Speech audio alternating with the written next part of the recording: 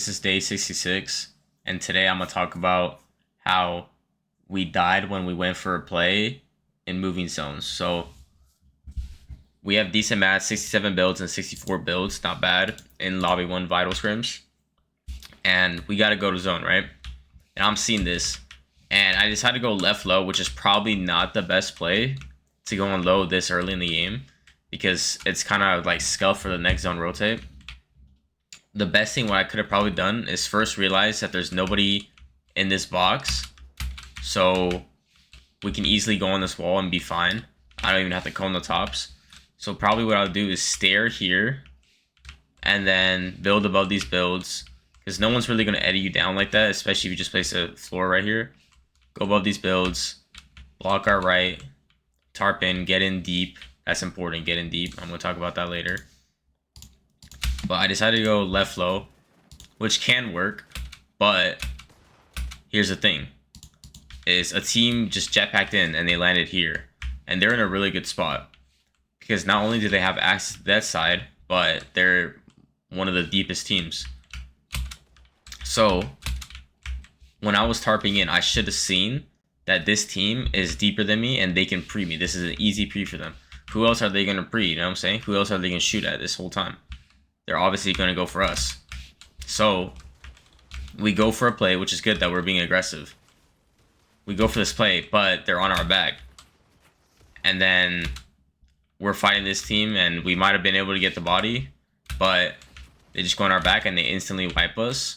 And we had no clue that it happened, because I didn't see this as a threat. Like, as soon as I landed here and made these boxes, I should have seen, okay, this team is here, we can't go for plays. But what should happen even before that is, all right, we need to go deep enough in zone so that we are this team, so that we can go for the play like they did on us, on other teams. So we aren't dependent on other teams, whether they go further than us. Like, a good example from this game is like Clix and Higgs. They're in a similar spot to us, and they rotated up here, boom. They got here, and they got really deep and elevated, and they're one of the deepest teams. Look at their spot compared to us. So we're down there where we died, right? We're like in the middle here, and like basically on edge. They are in a really good spot to get a kill, and then they find this really nice pre-edit, and they get 5-5-5. It's kind of crazy to see how different your game can go just off of like little decisions like that. Like, okay, let's go in 5 boxes deeper. Like, that's literally like 5 boxes. We're here, 1, 2, 3, like 4 or 5 boxes deeper, elevated, and now they get second place this game, while we get like 17th or 18th this game, which is, it's kind of insane to me. And earlier in this game, we end up encountering with Clix and Higgs, and I make a really bad mistake. So we're flying here, and we land. I'm still good here, right? Obviously, if I wouldn't have taken that like storm tank or that storm tick, that would have been good, but it's fine. So I see him take my floor. Now, the good thing is I didn't land like directly on them, or like they didn't have one of our pieces, so I already knew he was gonna go for this. Like, it was pretty obvious. Like, I don't really think this is a good play to go for, but because I make a mistake, that's why it looks like a good play. So he replaces this with a stare, right? And then I go for a pre-fire, which would have worked if my teammate didn't reset the wall or place a wall. But my teammate's actually doing the right thing to place the wall. But because I shoot the wall, he accidentally pre-fires me. So then it's like full fucked. But the best play would have been is, as soon as they start smacking, just make another box out. I don't want to go this way because they can keep fighting us. Just go this way. Now how are they going to fight us? If they want to come into our box, okay, we have long piece on them, boom, we can shoot them. There's no reason to stand here, because let's say they had a pre on, an L pre, right? And they make that same play, they break the wall, and then Clix is holding the L pre, and we are trying to hold the wall. We're dead. We're in one box. They're going to instantly shoot us. We're not even going to know what's going to happen, what happened, and we're dead. So we kind of got lucky in this situation that they didn't pre, or Clix didn't hold the wall. He just held his gun out instead of holding the wall. Because if they would have got this wall, we would have been completely dead. And yeah, like I said, I should have just made another box instead of shooting. And shooting is the worst option. Second is holding the wall. It's not a good option, because if they hold the wall and they're 0 ping, we're 50 ping, we're not going to hold that wall. The best option make space out, and go on a right hand peak or just like a long angle, and we would have been fine. What I do bad here is I try to cook too hard. So as you can see, there's no one in zone. Why? Because last zone, it pulled into dead side, so there's going to be no one there, obviously, and we're going to be flying with everybody. But I didn't consider that, okay, there's going to be no one to really shoot us, so we can literally just go in and like greed a little bit because no one's going to hold us. But instead, I like try to be fucking cool and like land in a tree, get damaged when I literally just could have landed in zone, like right here, this whole time. Just box up right here and then get damaged. Instead, I'm like trying to fucking cook so hard and be back here when I could have just went because it was dead side. In the same game, what I mess up so bad this game is just a mismanagement of mats. I have 77 builds. My team has 82. But I was playing like we had 5 builds left, you know? Because our mats are not that bad. They're like mid to above average. First moving, like, it's not bad. All we have to do is jetpack from here, get front side, boom. But instead, what I do is, because I think we have such bad mats, I'm like tarping, I don't even jetpack, and I'm looking for a kill. This usually never works. For looking from backside to front side for kills, when people are full tarping or jetpacking, it usually doesn't work. And then we get fried here because of that. Like, just imagine, right?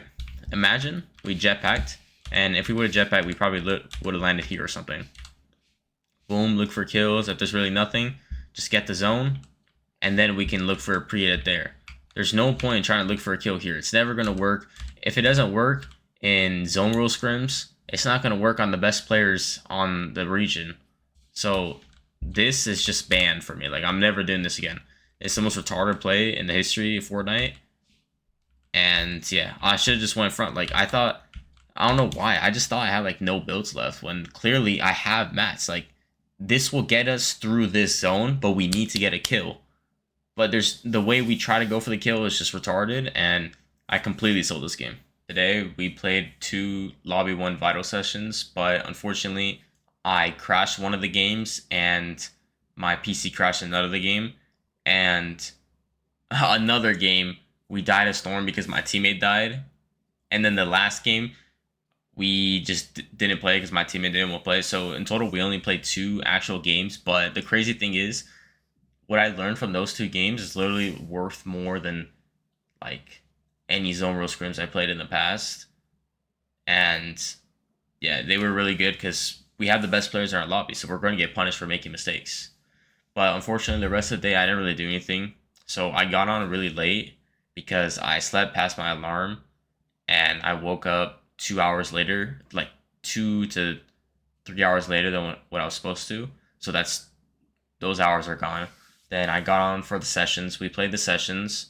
And then after that, I went to go eat. Then I just came back and I just played GTA the whole time. But with that time, what I should be doing is this. I should be playing 1v1 reels because my goal is to become the best Fortnite player I can be, right? And the best Fortnite player is the Fortnite player that is the best overall player. You might not have to be the best at one specific thing, like you don't have to be the best aimer or the best fighter, but you need to be competent in every single realm of the game. And my fighting needs to get better. Like, obviously, I can't just work on my game sense or just work on my aim and think it's gonna like be fine. Like, obviously, there's gonna be a point where I'm not gonna get a good draw spot because if I'm known as a bad fighter, no one's gonna respect me off spawn. I can get keyed mid game. Basically, what I'm saying is I don't want to end up being like an Oliver OG. Like, no disrespect to him, but I don't want to be like bitched off, you know what I'm saying? When I eventually get better, like much better. So I need to actually start playing 1v1 reels not only against my duo, but against random people too, so I can get like accustomed to different play styles and play hundreds of 1v1s every day. And just get in that volume, get in the reps, and just get better. And I want to do that over playing zone rule scrims because, like I said earlier, the zone rule scrims, bro, like, you can get away with so much shit. And for the first 10 minutes of the game, you don't learn anything. All you do is loot the whole time. And only the last part, only the end game really matters. and it's so unrealistic. You have unrealistic mats, unrealistic surge, unrealistic positioning. It's really bad. Unrealistic loot. We're never gonna have good loot compared to what we get in Zone Scrim. So I don't think it's worth it. I think me getting banned was actually a blessing in disguise because it made me rethink like, is this worth it compared to doing something else? Because if I had unlimited time in a day, yes, I would play every single fucking thing possible. I would 1v1 real. I would do aim training for as many hours as possible. I would play zone scrims. I would play vital scrims. But we have to prioritize because we only have a limited amount of hours in the day.